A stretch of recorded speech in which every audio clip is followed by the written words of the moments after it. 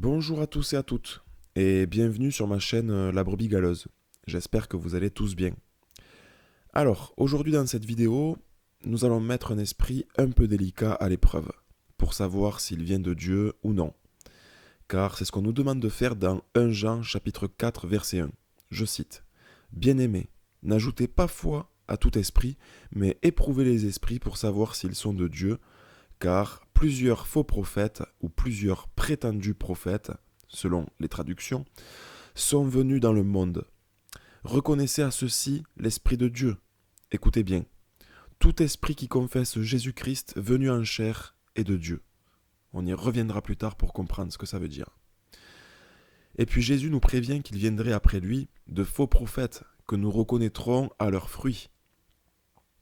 Alors, c'est pour cette raison que j'ai intitulé cette vidéo Kevin Gall, vrai ou faux prophète.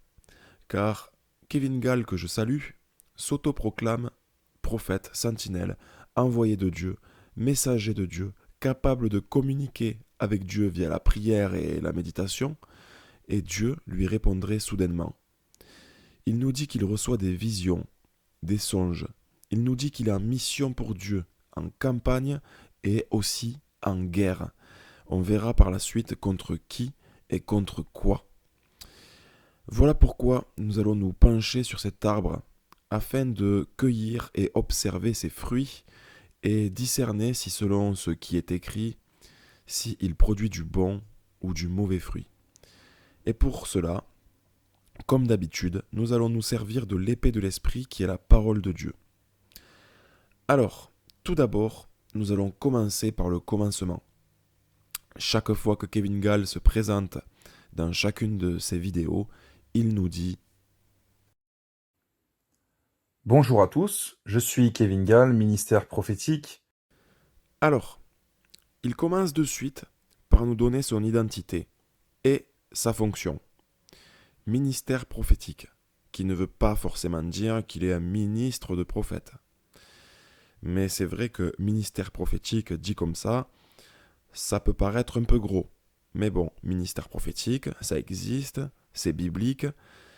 Alors, pour être un peu plus éclairé à ce sujet, nous allons regarder qu'est-ce qu'un ministère prophétique et à quoi ça consiste. Alors, qu'est-ce que le ministère prophétique? Je lis. On trouve également des ministères prophétiques dans le Nouveau Testament, où certaines personnes étaient appelées à guider, diriger, conseiller le peuple de Dieu. Le don de prophétie est mentionné en 1 Corinthiens 12, verset 10 et en Éphésiens 4, 11, que je vous invite à aller lire. À noter que ce don était donné pour l'édification de l'Église. Le rôle des prophètes était de prêcher la parole de Dieu à l'Église, rien d'autre, pour que les croyants connaissent la pensée du Seigneur et sachent comment l'Église devait fonctionner. Bon. Nous croyons que le véritable ministère prophétique, aujourd'hui, consiste tout simplement à prêcher la Bible avec clarté et précision. Le don de prophétie à notre époque est la prédication de la parole écrite de Dieu. Et là, écoutez bien, et non pas la communication de nouvelles informations venant du ciel. On nous dit aussi que les nouvelles révélations du Seigneur sont inutiles. On nous dit aussi que beaucoup de chrétiens aujourd'hui prétendent avoir un ministère prophétique et croient que le don de prophétie, c'est se présenter comme porteur de nouvelles révélations du ciel. Et on nous dit aussi que l'Église, qui tient pour vrai le ministère prophétique, cherche généralement à interpréter les rêves et à prédire l'avenir. Et on nous dit en conclusion, la Bible est complète. Elle nous met en garde contre le danger d'y ajouter quoi que ce soit. Nous avons donc plus besoin de prophétie dans le sens de nouvelles révélations de Dieu. C'est maintenant que nous allons donc rentrer dans le vif du sujet. Nous avons vu via un blog assez connu qui est God Question, qu'est-ce qu'un ministère prophétique? Ce n'est donc pas de prédire l'avenir, ni interpréter les rêves, et encore moins la prédication de nouvelles informations venues du ciel. Ce qui sous-entend que Dieu ne parle pas à l'homme pour nous faire passer des messages. Alors que Kevin Gall, lui, affirme fermement que Dieu lui parle dans son cœur après des jeûnes et des heures de méditation et de prière pour nous faire passer des messages qui viennent directement de Dieu, soi-disant.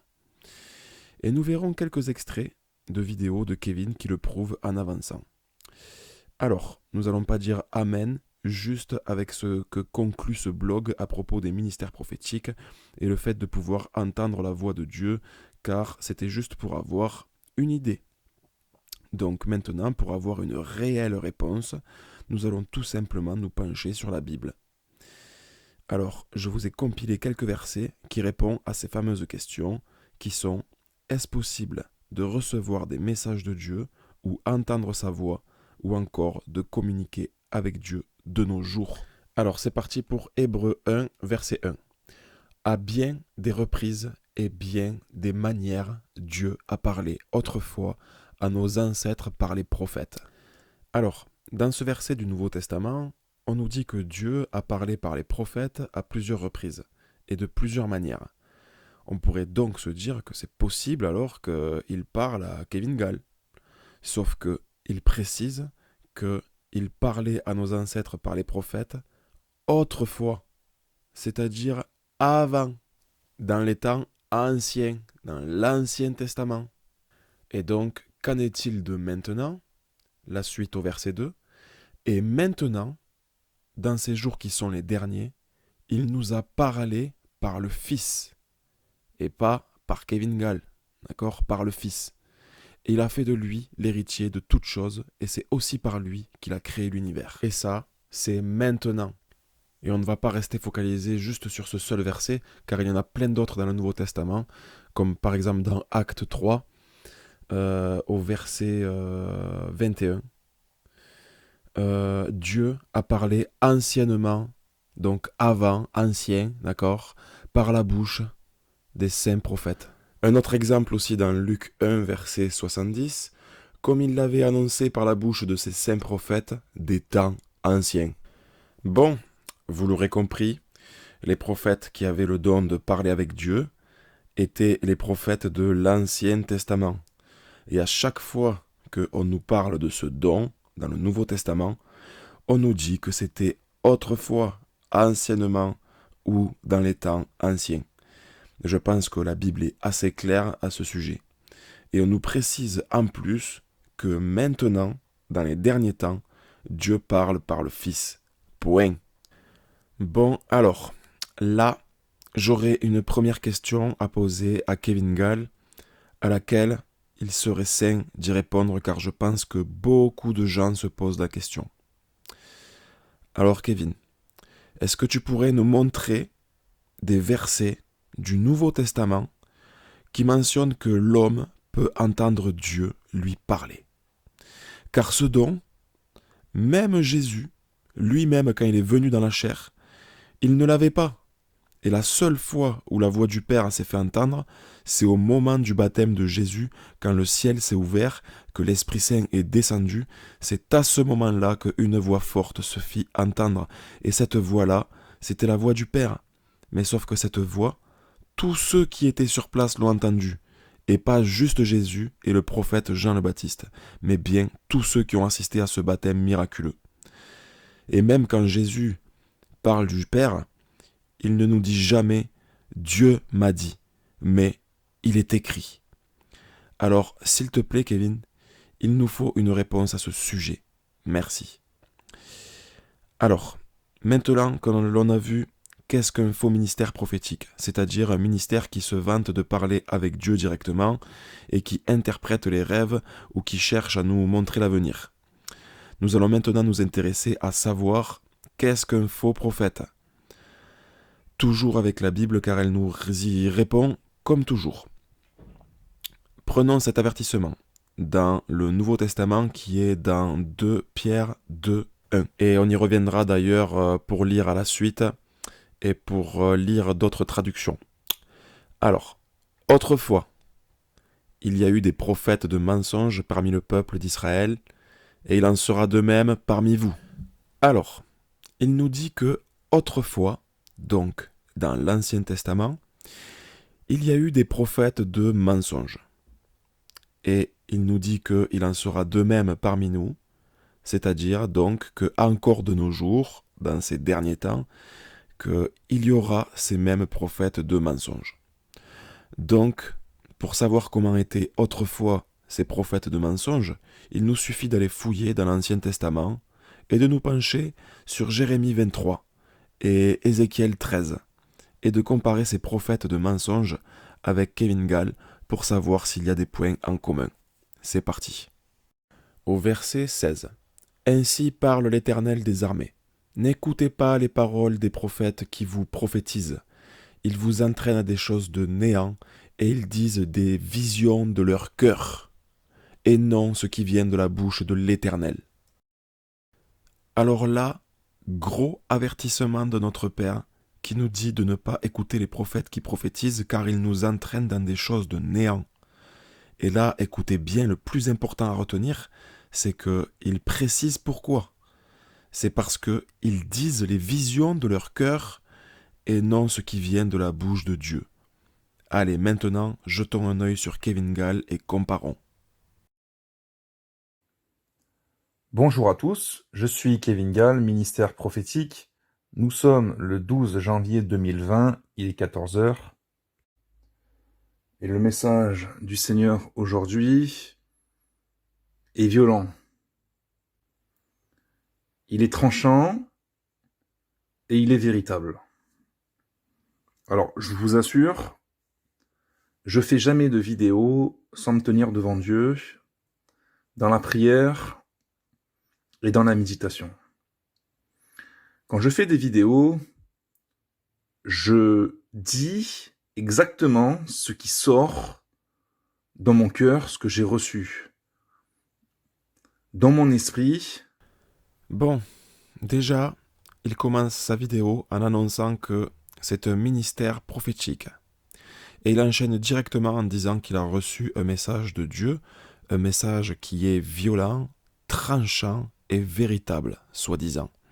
Alors qu'en début de vidéo, nous avons vu que les faux ministères prophétiques sont ceux qui nous disent recevoir des messages venant du ciel. Bon. Mais le pire dans tout ça, c'est ce que dans Jérémie 23, notre Père nous prévient, que les prophètes de mensonges disent les visions de leur cœur et non celles qui viennent de la bouche de Dieu. Et là, Kevin nous annonce qu'après avoir médité et prié, il nous dit exactement ce qu'il sort de son cœur. Donc déjà, là, il y a un point en commun entre un prophète de mensonges et Kevin. Mais maintenant, regardons rapidement dans Ézéchiel 13 et comparons avec ce même extrait de vidéo. Écoutez bien. Dis à ceux qui prophétisent selon leur propre cœur. Écoutez la parole de l'Éternel. Ainsi parle le Seigneur l'Éternel. Malheur aux prophètes insensés qui suivent leur propre esprit et qui ne voient rien, tels des renards au milieu des ruines. Et maintenant, réécoutons ce même extrait de la vidéo de Kevin Gall. Je dis exactement ce qui sort dans mon cœur, ce que j'ai reçu. Dans mon esprit. Alors là, ce même extrait de Kevin Gall correspond exactement à Ézéchiel 13, qui nous parle des prophètes insensés qui prophétisent selon leur propre cœur et qui suivent leur propre esprit, ce qui confirme encore ce même point en commun. Continuons la lecture dans Jérémie 23 au verset 21. Je n'ai point envoyé ces prophètes, et ils ont couru. Je ne leur ai point parlé, et ils ont prophétisé. Alors, pour vous montrer que Kevin nous dit clairement que Dieu lui parle, je vais changer d'extrait de vidéo où il avoue directement que Dieu lui parle en fait. Et je vais pour m'endormir, et d'un coup, je vous promets, c'est comme ça que ça marche de toute façon, le Seigneur me parle, et il me dit, il renie mon esprit prophétique. Voilà, c'était pour vous montrer que, selon Kevin Gall, Dieu lui parle. Mais Dieu nous dit dans la Bible qu'il ne leur a point parlé et ils ont prophétisé. Mais il nous dit aussi qu'il ne les a point envoyés et ils ont couru.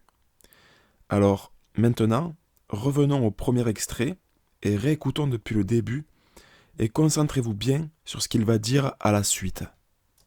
Je dis exactement ce qui sort dans mon cœur, ce que j'ai reçu.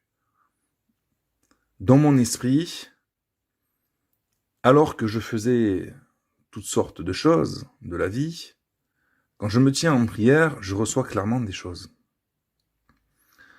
Et je me presse de les crier sur les toits.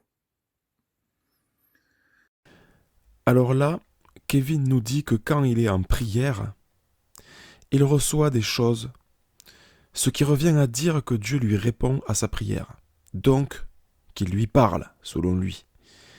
Et il enchaîne en disant que juste après avoir reçu ces choses via la prière, qu'il se presse pour venir le crier sur les toits. Il se presse. Vous comprenez ? La parole nous dit au verset 21, « Je n'ai point envoyé ces prophètes et ils ont couru. » Et Kevin nous dit qu'après avoir reçu des choses via la prière, il se presse, donc il court pour venir le crier sur les toits. Mais le Seigneur ne lui a point parlé et il a prophétisé sur tous les toits en courant. Quand je me tiens en prière, je reçois clairement des choses. Et je me presse de les crier sur les toits. Et quand je reçois des messages avec de tels sentiments dans mon cœur, où la crainte de Dieu, c'est comme si c'était quelque chose qui jaillissait de mon cœur et qui me saisissait tout le corps, presque au point de trembler, je vous garantis que c'est inspiré ce que je vais vous expliquer. Voilà, et ça nous fait un deuxième point commun avec les prophètes de mensonges. Regardez encore un autre extrait où Kevin raconte qu'il a entendu la voix de Dieu. Et une voix s'est fait entendre à l'intérieur de mon cœur en disant « Jude, Jude, Jude ». J'étais en train de me laver les dents et le Saint-Esprit m'a conduit au livre de Jude. C'est vrai, je vous dis la vérité, l'esprit de Jude, ce matin, le Seigneur me disait « Jude, Jude, Jude ». J'ouvre le livre de Jude. Ce matin, le Seigneur m'a fait comprendre « Ils ont Jude ». Qu'ils aillent lire Jude. Donc je dois vous lire Jude. Alors là, encore une fois, il nous dit ce qu'il sort de son cœur et non ce qui sort de la bouche de Dieu. Et en plus, quand Kevin se lave les dents, un détail très important qui donne du crédit à son histoire, il nous dit qu'il entend une voix et il croit que c'est la voix du Saint-Esprit, alors qu'en fait, c'est son esprit à lui-même qu'il entend lui dire « Jude ». Jude, Jude. Et vous comprendrez, juste après la lecture de Jérémie 23 au verset 25, pourquoi je vous dis que c'est sa propre voix qu'il entend. On y va. J'ai entendu ce que disent les prophètes, qui prophétisent à mon nom le mensonge, disant « J'ai eu un songe, j'ai eu un songe ». Jusqu'à quand ces prophètes veulent-ils prophétiser le mensonge ? Et là, écoutez bien, prophétiser la tromperie de leur cœur.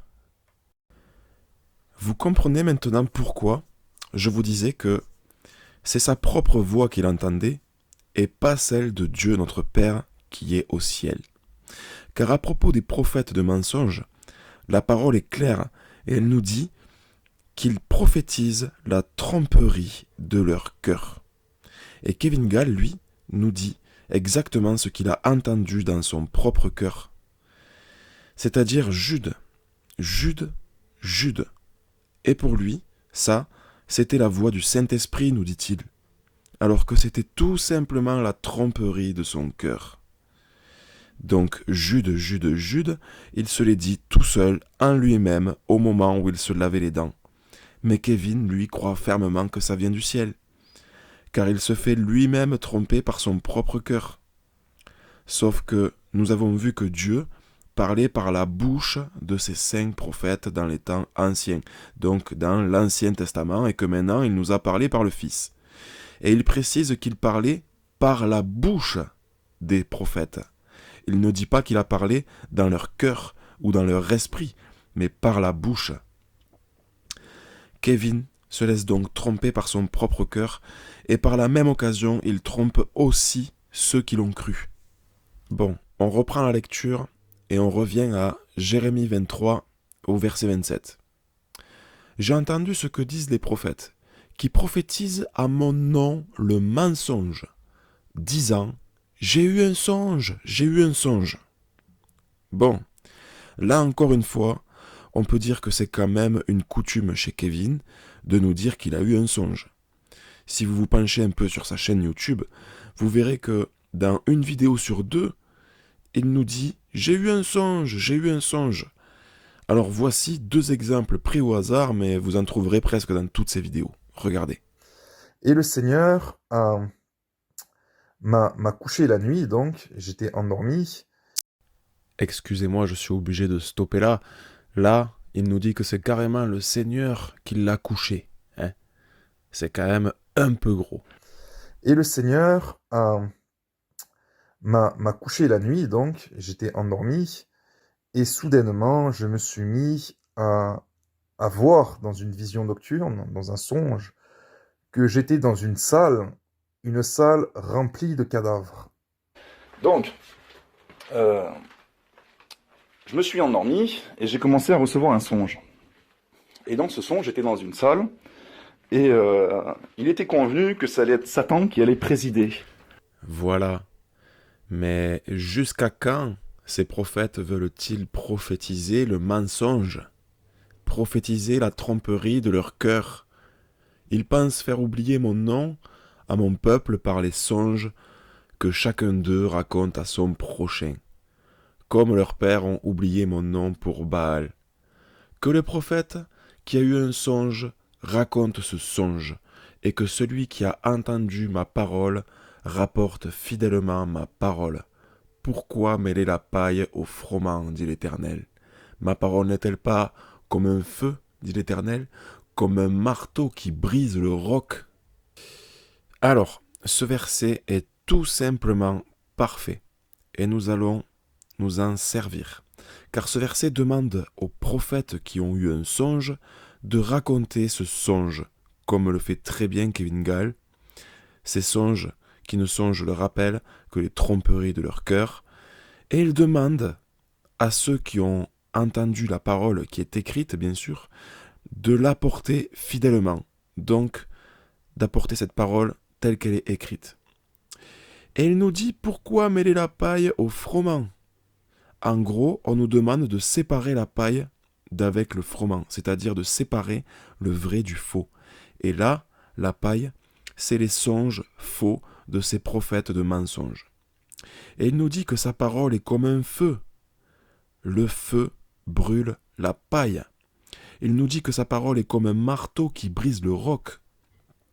Donc, en gros, on nous dit que pour démêler le vrai du faux, il faut utiliser sa parole face aux songes qu'un prophète nous raconte.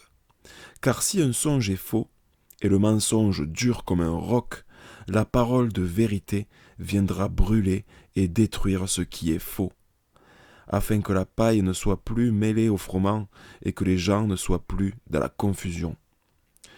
Maintenant, nous savons comment démêler le vrai du faux, donc nous pouvons continuer de lire la suite et appliquer ce précieux conseil que nous venons de recevoir. C'est pourquoi, voici, dit l'Éternel, j'en veux aux prophètes qui se dérobent mes paroles l'un à l'autre. Voici, dit l'Éternel, j'en veux aux prophètes qui prennent leur propre parole et la donnent pour ma parole. Voici, dit l'Éternel, j'en veux à ceux qui prophétisent des songes faux, qui les racontent et qui égarent mon peuple par leurs mensonges et par leur térénité. Je ne les ai point envoyés, je ne leur ai point donné d'ordre, et ils ne sont d'aucune utilité à ce peuple, dit l'Éternel. Alors là, les versets que nous venons de lire, on est bien d'accord que ce sont des pépites, que nous allons garder près de nous, et pour l'instant, nous allons continuer d'avancer dans la lecture de Jérémie 23 à la suite et faire un point juste après. Si ce peuple ou un prophète ou un sacrificateur te demande « Quelle est la menace de l'Éternel ?» Tu leur diras quelle est cette menace. C'est-à-dire « Je vous rejetterai, dit l'Éternel. » Et le prophète, le sacrificateur ou celui du peuple, qui dira « Menace de l'Éternel, je le châtierai, lui et sa maison. » Vous direz chacun à son prochain, chacun à son frère, « Qu'a répondu l'Éternel? Qu'a dit l'Éternel ?» Mais vous ne direz plus « Menace de l'Éternel », car la parole de chacun sera pour lui une menace.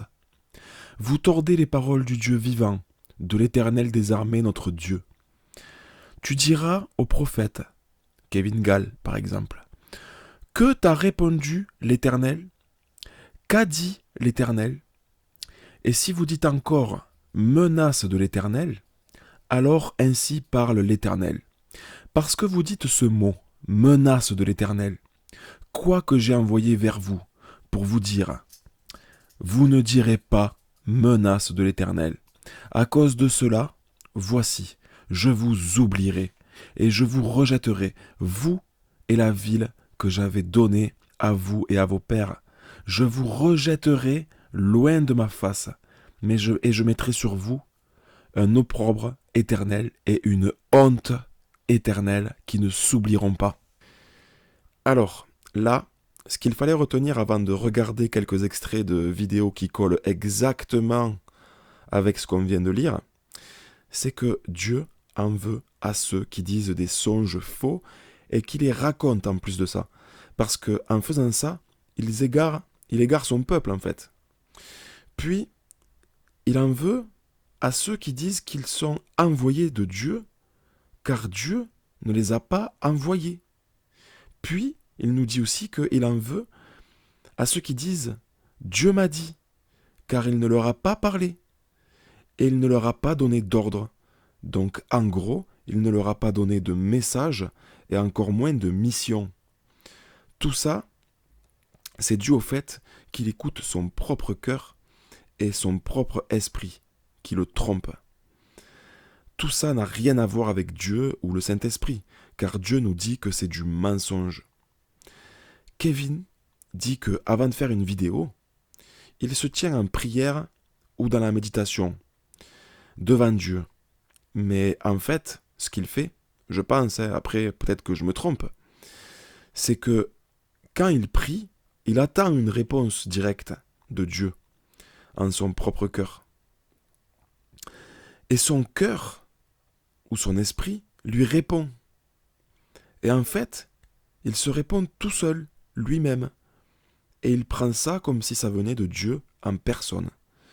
Et après avoir prié et médité, il se presse, il court pour vous dire, pour vous prophétiser ce qu'il a reçu en lui, c'est-à-dire de la tromperie venant de son propre cœur. Bref. Ensuite, on a lu que Dieu en veut à ceux qui prennent leur propre parole et la donnent pour la parole de Dieu. Ça aussi, Kevin le fait. Mais surtout, ce qui est encore plus dangereux pour ces prophètes de mensonges qui jouent avec le feu, c'est qu'il ne faut surtout pas qu'ils viennent à nous en disant « menace de l'Éternel ». Parce que la menace avec laquelle il viendra nous accabler se retournera contre lui-même. Car Dieu ne menace personne. Et il nous dit de ne plus jamais dire menace de l'Éternel. Il ne faut pas dire menace de l'Éternel. Et s'il y a bien une menace qui existe, c'est juste celle qui est écrite, c'est-à-dire « je vous rejetterai ». Point. Donc quand Kevin Gall prend un micro et dit droit dans ses bottes « l'Éternel m'envoie vers vous ».